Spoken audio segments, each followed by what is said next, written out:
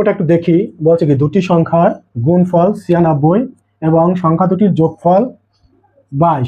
ছোট সংখ্যাটি কত? দুটি সংখ্যার গুণফল 96 এবং সংখ্যা দুটির যোগফল 22, ছোট সংখ্যাটি কত? তাহলে আমরা এ ধরনের অঙ্ক কি জানি সাধারণত অপশন দিয়ে করবো, অপশন টেস্ট। তাহলে দেখি কয় কি আছে আমার, কয়ে 96 ভাগ 4 কত 24। তাহলে আমি 24 পেলে আমার বড় সংখ্যা এবং 4 হলো আমার ছোট সংখ্যা।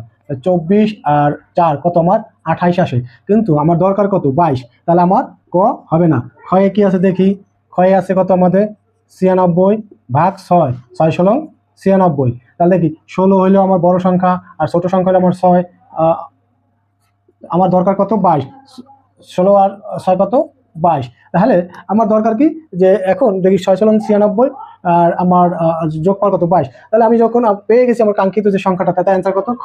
আমার গ আর গ আমার করার দরকার নাই, তাহলে দুটো আমার অটোমেটিকলি ভাগ। তারপর আমরা একটু দেখি গ দিয়ে চেষ্টা করে দেখি 96 ভাগ কত 7। তাহলে 96 সাধারণত 7 দিয়ে ভাগ যায় না, তাহলে এটা অটো বিজোড়।